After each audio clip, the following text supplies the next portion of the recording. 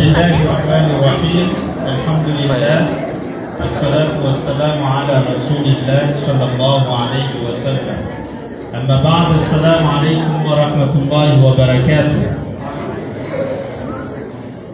Sejatikan dirani Allah Subhanahu wa Ta'ala, tamni fanbizansika kumnaru, fanbizansika pasalamana, fanbizansika istanzaka, na fansika anatka alatina lunana lehibe zay etitsika hanamasinana ny fanambadiany rahalantsika faety sy anababantsika inshallah. Matifanankotsika tsodransy fandefalemana ho amin'ny mpaminany Muhammadu sallallahu alaihi wasallam sy ireo fianakaviany akaiky ireo mpanarady azy ary izay rehetra nanaraka ny sorodalany mandra-patongavany andro fitsarana. Inshallah tsika iresadresaka kely mahakasika ny fanambadiana eo anatrehan'ny finoana Islam. Ny fanambadiana araky ny voalazany ireo manam-pahaizana sy voalazany mpaminany sallallahu alaihi wasallam fa izy io dia sorodalana na lalana tokana zay ahatongavantsika amin'ny fahazoana taranaka madio eto ambony tany. Ary fanambadiana ihany koa dia anisan'ny fomba mampanao n'ireo mpaminany izay mifandimby teto ambony tany, ary fomba mampanao n'ireo olona masina sy ireo olona mendrika teto ambony tany. Ary mpaminany sallallahu alaihi wasallam dia efa niteny amin'ny hadisy maropototra manao hoe an-nikahu min sunnati faman raghiba an sunnati falaysa minni. Ny fanambadiana ozy izy dia anisan'ny fomba amam-panao kanizaniza amin'ireo olona zay mitsipaka na tsy mankatia ny fomba amam-panaoko dia tsy anisan'ny mpanaradia ny mpaminany sallallahu alaihi wasallam. Ka izy mpaminany sallallahu alaihi wasallam no modelitsika eto ambony tany. Amin'ny maha-modelitsika izy eto ambony tany dia ny zavatra rehetra zay nataony dia ataontsika ihany koa. Tsy afaka ataontsika ny anokantena hoe tsy anambady. Tsy afaka ataontsika ihany koa ny ala amin'izany sorodalina zay mahafinaritra sy madio zany. Satria indray andro nisy olona anankitelo tonga teo anatria ny teo amin'ny vadiny mpaminany nanontany ny fomba mampanao ny mpaminany sallallahu alaihi wasallam. Rehefa tapoka ny fanontanian'izy io namaly ny vadiny mpaminany dia niteny ny iray tamin'izy io hoe raha ohatra zany ny fomba mampanao ny mpaminany dia manomboka androany zao izy izy dia tsy atoro mihitsy fa hanao soalafona mandritra ny alina manontolo. Niteny koa ny manaraka raha ohatra karaha zany fomba mampanao ny mpaminany sallallahu alaihi wasallam dia manomboka androany zao ifefona fa tsy amahy. Dia niteny ndray rehefa niteny raha ohatra ka ohatra zany ny fomba mampanao ny mpaminany dia manomboka androany zao tsy anambady tsy ikasika vehivavy mihitsy mandram-pahafato. Rehefa eny ny mpaminany sallallahu alaihi wasallam izany teny zany dia nantsony ireo olona anankitelo reny. Dia niteneny hoe anareo le olona teny ohatr'izao dia namaly ireny olona eny zahay ny tena zany satria hitanay anao efa voafafa ny fahotanao, efa olona masina, olona ambony, nefa mbola mezaka mafy amin'ny finoana Islam fa zay mahita hoe manao mihoatra ny nataonao ny mpaminany sallallahu alaihi wasallam. Dia niteneny ny mpaminany sallallahu alaihi wasallam hoe zao izy olona matahotra ny Allah indrindra aminareo rehetra, ary zao ihany koa ny olona zay mpanao fanompona betsaka indrindra aminareo. Teo izy niteny manao fa maraghiba an sunnati falaysa minni. Ka zay olona tsy manaraka amin'ny fomba amam-panao dia tsy anisan'ny mpanarady azy.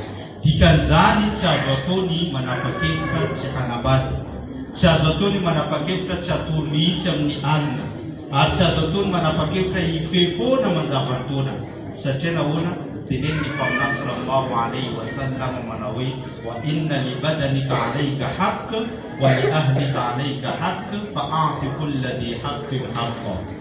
Ny vatanao io dia mananjo aminao, ka ny zon'ny vatanao dia manome azy karazana repos na ihany koa ny fanomezanao azy fialan-tsasatra. Ary ny fianakavianao teneny ny mpaminany dikan'izay tokony hanana fianakaviana tsika indrindra indrindra ny vady aman-janaka dia manana karazana zo aminao ka misy fotoana anao manompo ny Allah, misy fotoana mitondra ny vady aman-janaka anao mitsangatsangana, misy fotoana mitondra ny vady aman-janaka anao amin'ny restaurant, misy fotoana mitondra ny vady aman-janaka anao manao voyage. Zay le tiren'ny mpaminany fa a'ti kulla dhi haqqin haqqa, ary omeo ny zony tsirairay amin'izy ireo. Ny vatanao omezo, ny tomponao omezony, ary ny vady aman-janakao omezo. Zay ny fampianarany finoana Islam. Ka iray amin'ny fomba mampanao ny mpaminany sallallahu alaihi wasallam ny fanambadiana izay atrentsika ankehitriny. Manaraka an'izany ihany koa mpaminany sallallahu alaihi wasallam rehefa niara-petrapetraka tamin'ny sahabanazy ohatra ny plasy misy antsika zao ty, dia teny mpaminany nanontany ireny sahaba reny hoe inona ny zavatra tianareo eto ambony tany. Nanontany mpaminany inona zavatra tianareo ambony tany. Dia rehefa nanontany mpaminany namaly voalohany Abubakr Siddiq ny teny zavatra zay teny eto ambony tany. Namaly ihany koa i Omar ibn Khattab radiyallahu anhu, namaly ihany koa Uthman ibn Affan radiyallahu anhu, namaly koa i Ali ibn Abi Talib, namaly i Talha, namaly Sa'd ibn Zubair. Rehetra sahaba ny mpaminany samy nanontany avokoa, samy namaly avokoa. Rehefa tapitra ny famaliana izy ireo dia naverina izy ireo tamin'ny mpaminany sallallahu alaihi wasallam ilay fanontaniana. Dia teny izy ireo ary ianao ry mpaminany, inona ihany koa zavatra tianao amin'ity fiainana eto ambony tany ity. Dia namaly mpaminany sallallahu alaihi wasallam manao hoe amma ana fa uhibbu min dunyakum thalatha. Zaho kosa tenen'ny mpaminany sallallahu alaihi wasallam ny zavatra tiako indrindra eto ambony tany dia ny zavatra anankitelo. Zavatra anankitelo no tena tiany mpaminany. Ny voalohany ozy izy dia atib, ranomanitra. Ny faharoa an-nisa, ny vady andefimandry. Ary ny fahatelo wajulat as-salatu qurrata ayn, ary ny sola ozy izy ho fahafinaretan'ny maso. Hitantsika zany valiteny ny mpaminany sallallahu alaihi wasallam sy ny fahaizany mandamina zavatra izay tiany eto ambony tany. Rehefa nanontany izy dia namaly voalohany ozy izy dia ny ranomanitra. Inona dika ny ranomanitra? Dika ny ranomanitra dia ny fikarakaranao ny tenanao. Satria ny olona anankiray tsy afaka anao ranomanitra raha tsy efa madio, avy ny saika, ny sololamba, nanao lamba madio, zay vao zavatra fariny ataony amin'ny vatany ranomanitra. Fa tsy possible atsika zao vao mifoha tonga dia manao ranomanitra, na tsy possible atsika zao avy misoma baolina dia manao ranomanitra. Zavatra impossible zany. Fa ny zavatra voalohany ataonao mandeha saika anao, mijery lamba zay tena madio ao aminao, dia faranao amin'ny ranomanitra zany. Fikarakarana ny tenanao dia zavatra tiany mpaminany voalohany amin'ny fiainana teto ambony tany. Ka zany alaintsika tahaka ihany koa. Ary ny faharoa teneny dia an-nisa, ireo vady andefimandry. Satria atsika olombelona indrindra ny lehilahy dia tsy afaka mipetraka eto ambony tany raha tsy misy vehivavy ataontsika vady andefimandry. Mpaminany reconnaître zany hoe ny zavatra faharotiany dia ny vehivavy, ny vady andefimandry. Satria tsika tsy afaka mipetraka eto ambony tany raha tsy misy zany vehivavy zany. Ary ny fahatelo nambarany dia ny sola. Tadidio tsara fa na dia eo aza ny fikarakarana tenanao sy ny vady andefimandrinao dia tsy zotra ampilaminana ny fiainanao raha tsy misy ny fifandraisana matotra amin'ny Allah subhanahu wa ta'ala amin'ny alalan'izany fanaovantsika sola izany. Ka ireo zavatra anankitelo ireo tian'ny mpaminany, aoka ihany koa ho tiantsika izy io sy ho tanterantsika amin'ny fiainantsika izany zavatra izany. Ary ny fanambadiana dia fantatry izao tontolo izao fa anisan'ny fomba amampanao napetraky ny zavaboary, napetraky ny Allah ho an'ny zavaboary eto ambony tany. Ary ny fanambadiana dia mitondra fitoniana indrindra amintsika olombelona, indrindra ny lehilahy. Mitondra fitoniana, tranquillité ny fanambadiana. Zany hoe rehefa Allah subhanahu wa ta'ala nanamboatra ny Adam alayhi salam, haintsika jiaby tantara zay nandalo. Rehefa Adam alayhi salam namboariny Allah dia napetraka tao amin'ny paradisa. Rehefa izy mipetraka tao amin'ny paradisa, rehefa natory dia nitsoany Allah tamin'ny taolany tehezany Adam nanamboarana ny renitsika i Eva na i Hawa. Rehefa namboarina zany ny foi Adama nahita vehivavy natory teo akaiky. Dia nanontany izy manao hoe man anty, izy anao ry vehivavy.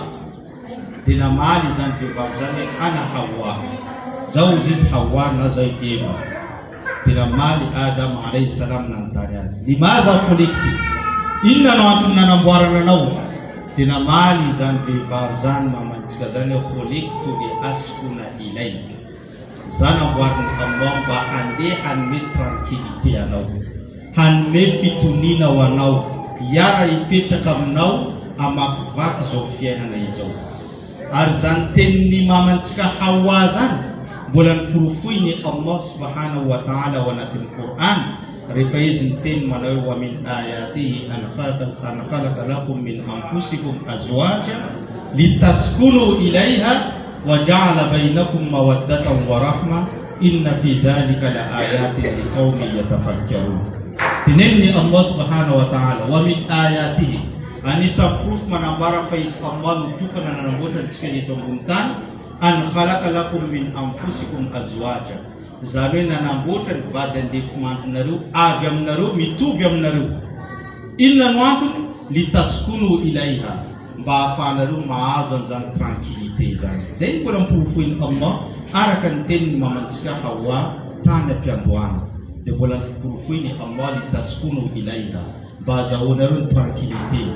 Wa ja'ala bainakum mawaddatan wa rahma, ary ao anatin'io fanambadiana io tenen'ny Allah dia nasiny mawadda, fitiavana, wa rahma, famindrampo. Ny fitiavana betsaka avy amin'ny vehivavy ary famindrampo betsaka avy amin'ny lehilahy.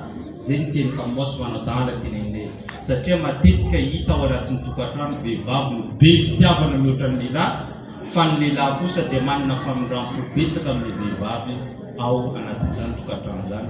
Zay le dikan'le aya inna fi dhalika, zany tenen'ny Allah la ayatin liqaumin yatafakkarun. Zany dia profo ihany koa ho an'ireo olona mandefa fisainana lavitra na ireo olona izay mieritreritra. Ka ny fanambadiana anisan'ny fomba mampanao ary mitondra ny tranquillité eto ambony tany. Midika izany ho anareo célibataire, afatra mivantana ho anareo célibataire jiaby, manambadiana fa hitondra tranquillité. Zay izy io teny alhamdulillah tranquille jiaby zay eto. Anareo mbola tsy dia tranquille loatra nareo. Ka inshallah nareo jiaby tsy anatin'ny fanambadiana ahazo tranquillité inshallah.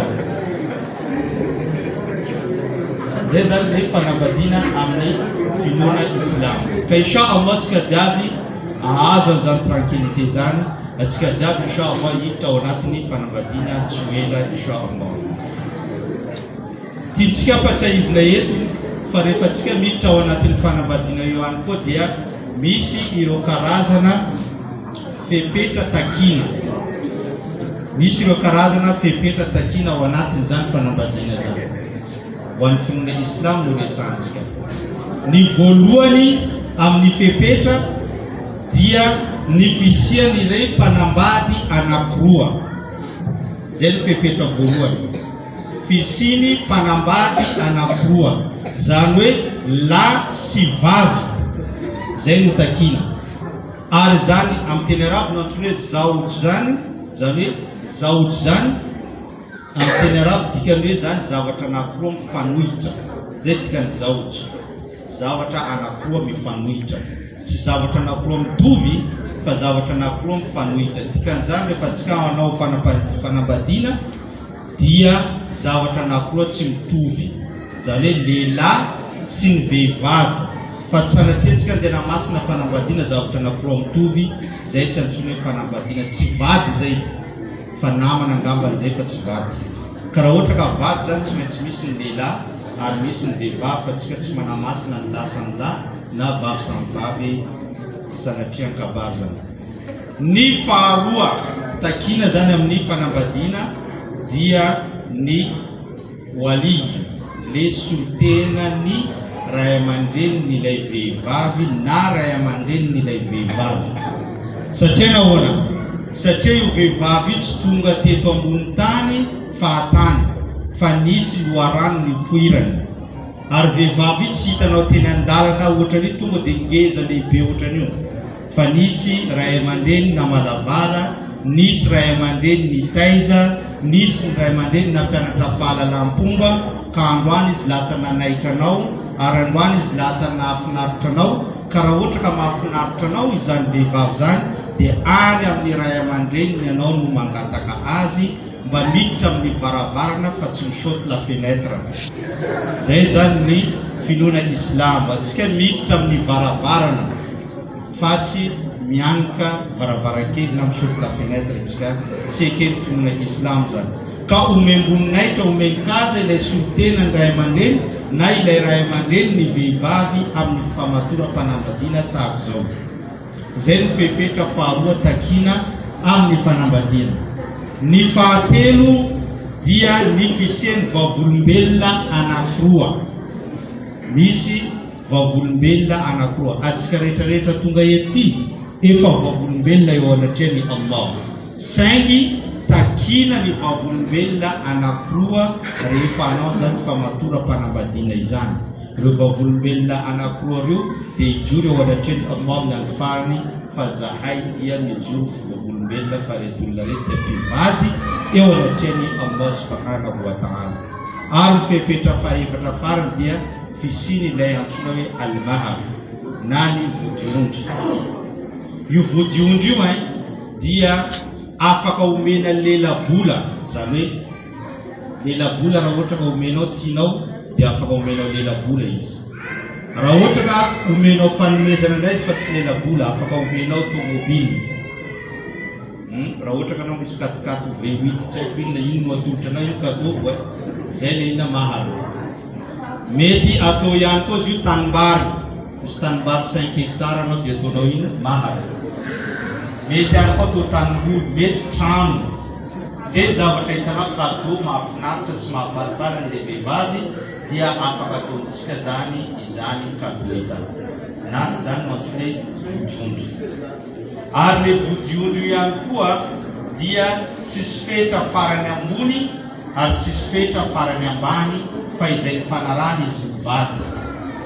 Zany hoe tsy misy fetra hoe na dia 5 000 francs raha zay mifanarany izy mivady 5 000 francs io ataonao mahar, tsisy problème.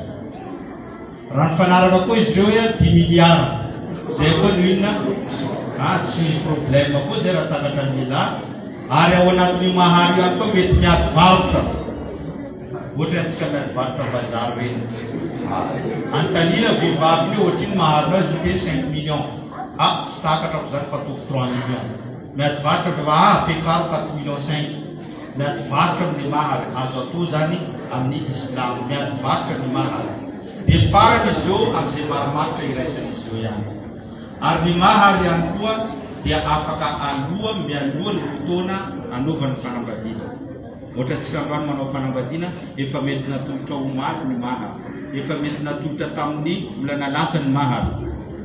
Ary izy io ihany koa mety atolotra amin'ny fotoana izay anaovantsika ny fanambadiana androany. Ary mbola mety koa izy io atao trosa. Ho an'izay mbola tsy manana afaka manao trosa ny mahar. Fa mila fantantsika rehefa trosa izy io dia trosa zay. Tsy maintsy efainao amin'ny vehivavy iny izany trosanao izany. So dia rehefa ao anaty tokantrano mba mila ho any trosa zany, tsy maintsy efaina. Tsy misy fanarana hoe natao trosa izy dia mandefoka, tsy maintsy efainao zany ary takina aminao zany trosa izany. Misy ny olona manao trosa amin'ny mahar io fa avy misaraka izy mbola nanany mananginy trosa koa. Dia tsy mety zay fa efaina zany ny trosa. Zay le fanambadiana eo anatrehan'ny finoana Islam ka mino zao fa feno avokoa izany fepetra anakefatra takiny finoana Islam zany amin'ny fanambadiana. Ary inshallah ireo mpanambady ireo zany ho mpanambady izy ireo eto ambony tany ary hitondra azy ireo any amin'ny paradisa ny fanambadiana izy ireo, mbola hitoy koa ao amin'ny paradisa izy ireo mpivady inshallah. Ary mangataka amin'ny Allah ihany koa izay olona mbola tsy nanambady, ireo célibataire zany hiditra ao anatin'ny tokantrano inshallah. Ary izay efa manambady koa mbola maniry manambady faharoany, fahatelony, fahanefatra inshallah tafiditra koa izy ao anatin'izay inshallah. Wa naktafi bihadha alqadri. Wassalamu alaikum warahmatullahi wabarakatuh.